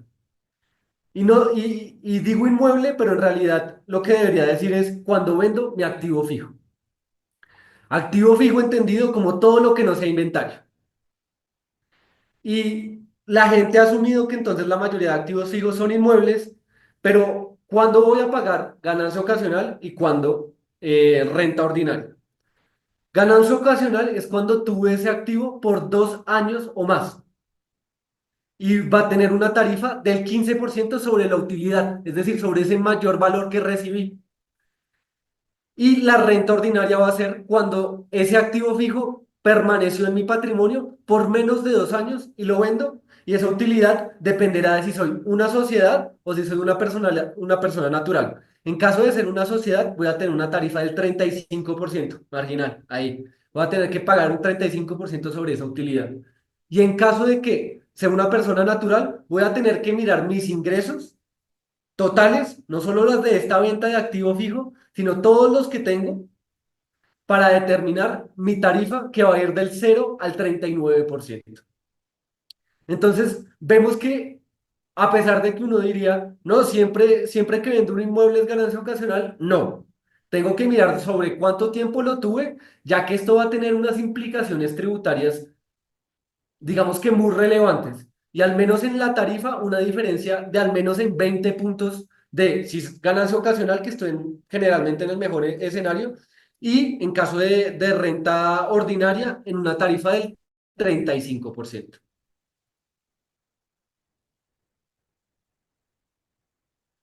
Otro aspecto importante que nosotros creemos que tienen que tener en cuenta a la hora de comprar un inmueble o comprar un activo fijo es su depreciación. Pero, ¿qué es depreciación? Eso es un concepto contable y fiscal que nos permite una deducción gradual, es decir, disminuir el valor del activo por su uso, desgaste o obsolescencia año a año. Ese inmueble que adquirí en 100, al cabo de 3 años ya no vale 100, sino vale 70. Eso es básicamente la depreciación. Tiene que ser un activo físico, tangible, y nos hicimos 4 preguntas que tenemos que saber resolver para ser unos duros en depreciación. Tener claro qué significa depreciación en 4 marcos. El primero, ¿qué activos se pueden depreciar? Uno, solo los activos fijos. Y dos, a pesar de que sean solo activos fijos, nunca vamos a poder depreciar terrenos, porque estos no pierden valor en el tiempo, lo contrario, se avalúan con el tiempo. Pero entonces, ahí va la primera pregunta. Oiga, usted me dice que los terrenos no, pero yo he visto que cuando vendo mi apartamento o mi casa, yo soy un obligado a llevar contabilidad y sí lo deprecié. Ojo, usted depreció fue la edificación, nunca el terreno. Siguiente pregunta que nos deberíamos hacer. ¿Quién pueden depreciar? Y acá me adelanté un poquito. Y es, en Colombia únicamente los contribuyentes obligados a llevar contabilidad, porque solo van a ser los obligados a llevar contabilidad quienes pueden depreciar, porque la depreciación se da bajo marcos NIF, es decir, normas contables. Y adicionalmente, a pesar de que se da bajo unos marcos NIF que nos permiten depreciar dependiendo del bien y el método o uso que le estoy dando,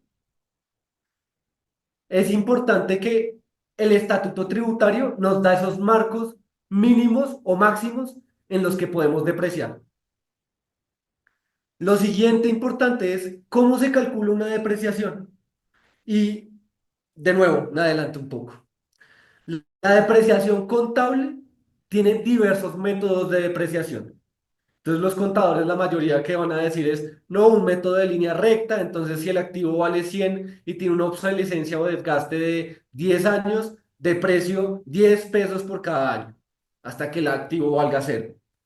Sin embargo, A pesar de que los métodos contables y las normas NIF nos dan unos métodos de depreciación, siempre vamos a tener que cumplir con unos límites fiscales, unos límites que están establecidos en el estatuto tributario, que van a oscilar entre el 2,2 y el 33% efectivo anual. ¿Por qué esto es importante? Porque si la norma NIF tiene un mayor valor de depreciación, yo solo me voy a poder tomar el valor fiscal, la depreciación fiscal. ¿Listo? Entonces vamos a encontrar en nuestra conciliación contable y nuestro balance una diferencia entre lo fiscal y lo contable. Y por último, ¿qué impacto tributario tiene la depreciación? Y es que la depreciación suena ventajosa en un primer momento, porque uno dice, reduje la base gravable de mi impuesto de renta con un gasto deducible. Este mismo ejemplo. Adquirí mi inmueble en 100 y tengo una depreciación de 10 pesos anuales. Estoy tomándome un costo de 10. Es un impuesto menor que no estoy pagando. Estoy pudiendo tomarme una deducción de 10 pesos. Pero es un arma de doble filo. ¿Y por qué? Por un tema y un escenario que queremos contarles a continuación. Y es la renta líquida por recuperación de deducciones. Y esto suena bastante complejo y cuando uno lo escucha en el escenario tributario, uno dice, uy, ¿de qué me están hablando? Pero en realidad, cuando se da cuenta que uno entiende el concepto de depreciación, va a entender a qué nos referimos con renta líquida por recuperación de deducciones. Y esto es básicamente que cuando yo vendo ese activo fijo que deprecié, si lo vendo por un mayor valor al que tenía en libros, y ya los vamos a ver con un ejemplo, voy a tener que tributar sobre ese mayor valor en libros que ya había depreciado. Es decir, recuperé la deducción que ya me había tomado en años anteriores de mi declaración y lo voy a tener que pagar en la declaración en la que vendí mi activo fijo. Y lo quiero mostrar con un ejemplo. Supongamos que tengo un apartamento que me costó 100 pesos, 100 millones.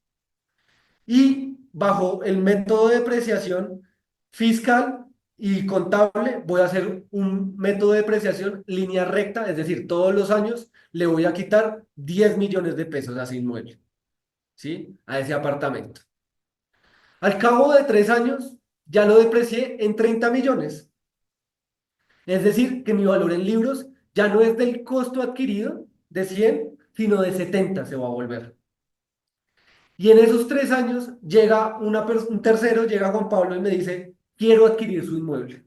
Le ofrezco 90 millones de pesos. Tengo un valor de libros en 70, porque ya lo deprecié en 3 años, pero me está ofreciendo un mayor valor en libros. Un valor de, si resto 90 menos 70, me va a dar una ganancia de 20 millones de pesos. Es decir, que tengo una renta líquida por recuperación de deducciones de 20 millones de pesos. Yo ya me había tomado esa depreciación de 20 millones, pero en este caso la norma me va a decir, no señor, si se la tomó, va a tener que tributarme por eso porque usted está vendiendo su activo fijo en un mayor valor. Y sobre esos 20 millones de pesos para el caso en concreto de esta empresa que tributan todas a la tarifa del 35, va a tener que pagar sobre esos 20 millones el 35%. Es decir, un impuesto por la venta de ese activo fijo por una renta líquida por recuperación de deducciones de 7 millones de pesos. Estas son las implicaciones principales que van a tener en el sector inmobiliario, que ya vimos el impuesto de timbre, pero que también queríamos que tuvieran en cuenta en temas de renta ordinaria, ganancia ocasional y renta líquida por recuperación de deducciones. Esos son escenarios que nos parecen importantes, sobre todo en su sector y teniendo también en cuenta que hace poco vimos un proyecto de ley de reforma tributaria en el cual querían cambiar la ganancia ocasional del 15% de tarifa actual que teníamos a un 20 incrementado. Entonces, eso es casi siempre una herramienta que han intentado usar para un mayor recaudo, aumentar la ganancia ocasional. De hecho, antes se encontraba en el 10, antes de la 2277. Entonces, cuando nosotros tenemos claro que el entorno de la venta de un activo fijo es la posesión mayor a 2 años para poder tener ganancia ocasional, estamos en un escenario que generalmente puede ser más rentable. ¿Por qué quiero hablar de rentabilidad? Porque como les mostramos, mucha carga tributaria, estos son solo algunos de los tributos. Acá vimos algunos tributos que se pueden incluir digamos que en la enajenación de inmuebles, como pueden ser la plusvalía, que se va a causar solo en la venta de ese inmueble. Entonces, es importante que tengamos en cuenta que el negocio inmobiliario está siendo un negocio cuantioso. Y si no tenemos claros los impuestos, tampoco vamos a tener claro esa estructura de planeación que puede servirnos a la hora de vender ese inmueble de manera más rentable y adicionalmente ese golpe esa arma de doble filo que puede ser la depreciación de inmuebles. Eso fue todo. Eso era lo que les queríamos explicar un poco. Quedan ahí nuestros datos de contacto por si tienen cualquier inquietud, tanto en el impuesto de timbre y todas sus aristas dentro de impuesto inmobiliario o documento privado y las otras aristas de ganancia ocasional o renta líquida ordinaria. No sé, Juan Pablo, si quiera decir algo. ¿O ustedes tienen espacio para preguntas o ya las resolvimos todas o si quieren abrir sus micrófonos? ¿Cómo estamos de tiempo, Juan Pablo y Juan Santiago? Bueno, pues yo creo que estamos bien. Podríamos abrir un espacio a preguntas porque yo creo que eso alimenta mucho el debate y de hecho creo que ya hay varias en el chat que podríamos ir resolviendo. Daniela Zuluaga nos preguntaba si el IVA debe tenerse en cuenta para determinar la base gravable del impuesto y la respuesta es que no. Angélica Pérez nos dice si el valor se actualiza anualmente con IPC indeterminado, entendiendo que o sea, la respuesta sería sí, incluir dentro de un contrato tasas o mm, cálculos que hagan imposible determinar cuál va a ser la cuantía de un contrato a futuro, automáticamente hacen que el contrato sea de cuantía indeterminada. Eso es correcto. Y pues acuérdense de las reglas de las cuantías indeterminadas. Si hay un contrato de cuantía indeterminada, pero determinable en el tiempo, entonces cualquier pago o abono en cuenta que se haga en vigencia del contrato que supere los 6.000 VTs quedará grabado automáticamente con el impuesto de timbre. Pero hay que hacer un análisis de la cuantía total del contrato al momento de la liquidación del contrato. Y cualquier impuesto de timbre que se haya dejado de pagar por cualquier pago que en el momento de efectuarlo no hubiera superado esos 6.000 VTs, entonces tendrá que ajustarse a ese momento en el que ya se supo cuál fue el valor total de la cuantía del contrato y pagar el impuesto de timbre en ese momento. Gerencia Ejecutiva RSI nos escribió, incluido el arrendamiento de un bien inmueble, por ejemplo, una bodega. Hay contratos que en un año superan los 6.000 VTs. Tal vez la pregunta quedó formulada en algún momento que estábamos haciendo algo, entonces no la puedo entender muy bien. No sé si pudiera reformularla para que la pudiéramos resolver. María Camila Zapata nos dice, si una persona natural compra una propiedad y esa persona tiene más de los 1.400 millones, pero compra una propiedad de menos de 995 millones, es decir, que no habría impuesto de timbre para enajenar ese inmueble, pero esa persona natural por su patrimonio sí debería pagarlo, no. Las reglas de causación del impuesto en la enajenación de los inmuebles son diferentes a las de la causación del impuesto del 1% que creó el decreto 175. Toda persona que se involucre en la enajenación de un inmueble y supere los 20.000 VTs, que equivalen a esos 995 millones de pesos, deberá pagar el impuesto independientemente de que cumpla los requisitos para ser sujetos pasivos del impuesto de timbre grabado al 1%. Eso suena como parafraseando ahí, pero yo creo que lo que hay que entender es que, a ver, las condiciones para que una persona natural sea sujeta pasiva del impuesto de timbre, acuérdense que tiene que cumplir dos o tres de posible, o dos o tres de tres posibles condiciones. Uno sí o sí tiene que ser comerciante, porque probablemente pueda haber tenido ingresos o patrimonios superiores a 1.493 millones de pesos en el año inmediatamente anterior, pero si no cumple con la condición de ser comerciante, automáticamente ya es una persona natural no sujeta pasiva del impuesto. Ahora, no por el hecho de que sea no sujeta pasiva del impuesto para efectos del impuesto de timbre grabado o causado en la suscripción de documentos que superen los 6.000 VTs, significa que no sea responsable del impuesto en la enajenación de los inmuebles. Esa parte es importante entenderla. El caso más común, Felipe Fernández nos dice, el caso más común que se presenta es un contrato de arrendamiento que se paga el canon mensual y el contrato se firma un año prorrogable por otro, el cual aumenta todos los años por el IPC. Ese contrato es de ejecución sucesiva con duración determinada o es indeterminado. Entonces, esa es una muy buena pregunta porque este es un contrato en el que uno pudiera entender que, mejor dicho, ahí es donde vienen varios casos. Esa es una excelente pregunta. Entonces, si el canon de arrendamiento por sí solo, un mes de arrendamiento, supera las 6.000 VTs, ese pago queda grabado con timbre.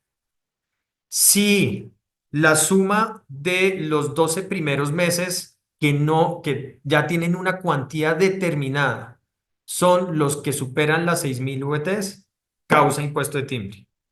Y solamente en el momento en que se genere el porcentaje aplicable al índice de precios del consumidor del siguiente año, es que vamos a saber la cuantía del segundo año. En ese momento ya sabemos si, aun cuando tiene cuantía indeterminada, si se causa sí o no el impuesto de timbre. Y ojo, como ya a partir del segundo año estamos en ejecución de un contrato que tuvo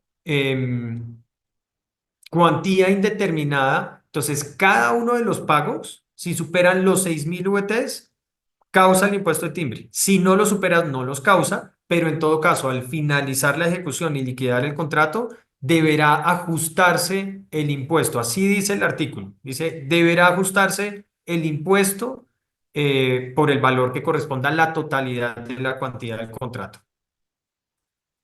¿Firma de otro sí después del 22 de febrero de 2025 aplicaría? Sí, si no es un contrato accesorio al que se firmó antes del 22 de febrero, la modificación de una obligación que supere 6.000 VTs causa el impuesto al patrimonio. De timbre. El impuesto de timbre, perdón. Esa es una pregunta que nos hacen desde Cubic. Pero creo que se puede analizar, digamos que en particular, para ver si ese otro sí es un contrato accesorio o por Por el supuesto, contrario. eso era lo que mencionaba. Digamos que un simple otro sí que modifique una obligación causará el impuesto de timbre si supera los 6.000 VTs. Pero es que no por el hecho de que se llame otro sí o modifique una obligación, pudiera entenderse que deja de ser un contrato accesorio. Recordemos que el contrato accesorio es una de las exenciones expresas del artículo 530 del Estatuto Tributario. Luego, si ese otro sí, nosotros lo podemos enmarcar dentro de la naturaleza de contrato accesorio, automáticamente escapa a la causación del impuesto. Camilo Vanegas, ¿qué pasa con los contratos de joint venture en el que me uno con otro para celebrar otro contrato objetivo?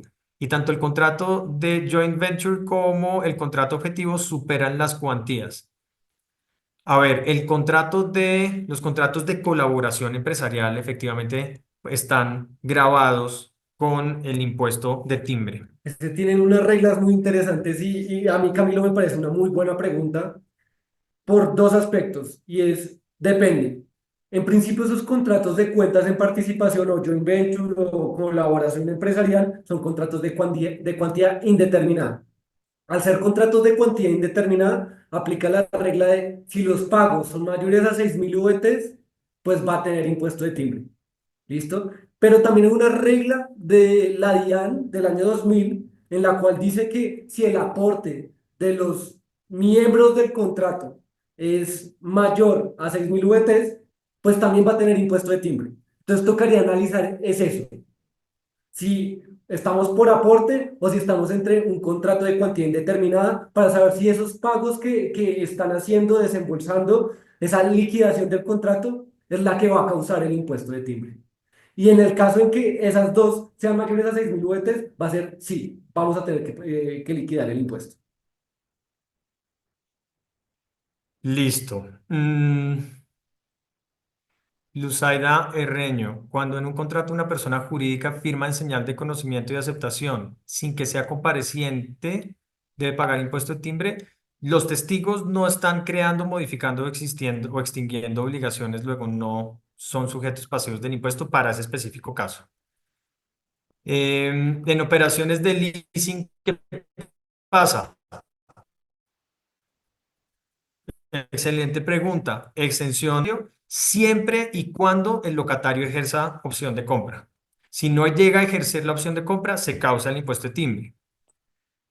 ¿Quién aplica la exención? Nos pregunta María Mateus Remax. ¿Quién aplica la exención? ¿La notaría? ¿Esta exención cuando se hace la promesa? Entendiendo que estás preguntando, María, Promesa. sobre la promesa de compraventa de inmuebles, promesa de compraventa de inmuebles, no promesa de compraventa de algún otro activo. La promesa de compraventa de inmuebles, nuevamente, es uno de los casos expresos de exención del artículo 530 del Estatuto Tributario. Si es promesa de compraventa sobre cualquier otro activo que supere las 6.000 VTs, causan impuesto.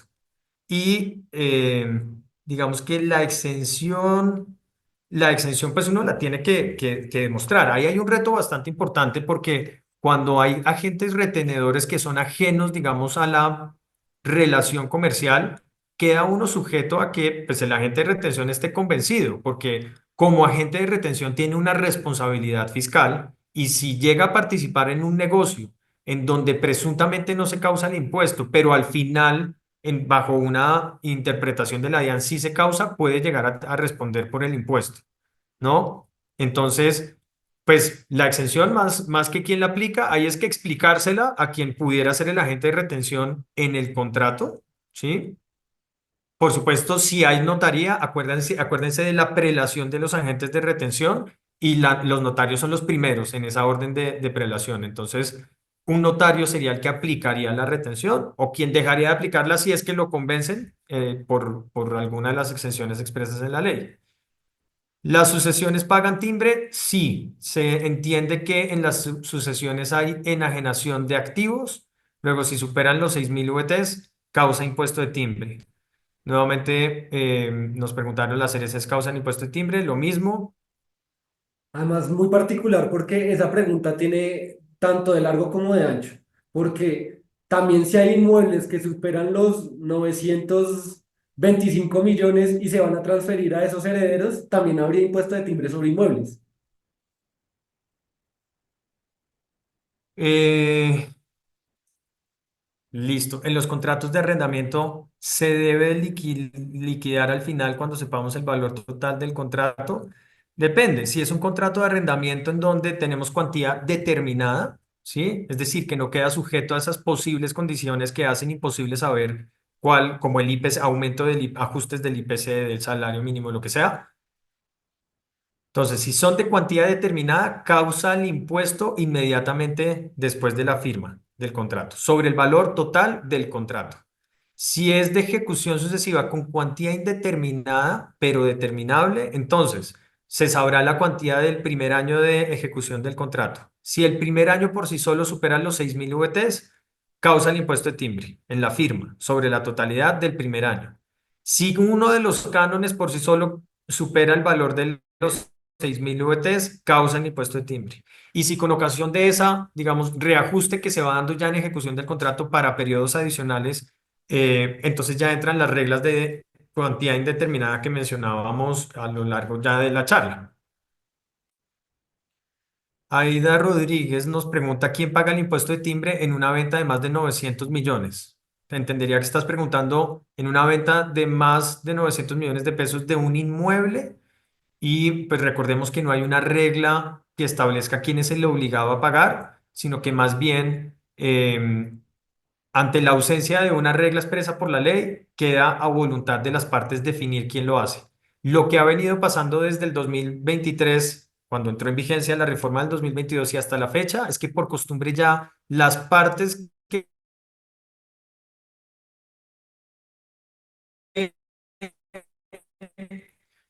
eh, están a la participación dentro del negocio. Aplica para contratos de vivienda, se debería liquidar al final de cada contrato, pero es que el contrato de vivienda no estoy seguro si es de compraventa o de arrendamiento, pero pues habría que revisar pues todos los elementos del contrato del impuesto que ya revisamos. Además de qué estrato nos estás hablando, porque recordemos que hay exenciones estrato 1, 2 y 3 y vivienda bis. Sí. Miguel Izaza de Inmo Isla nos pregunta: ¿uno puede aumentar el valor de un inmueble anualmente? Un inmueble con la ley anual que sale, como fue el decreto 175 del 2025. Me imagino que esta pregunta está relacionada a la parte final de la charla, que es ajuste de activos fijos para determinación del impuesto de ganancia ocasional o renta ordinaria.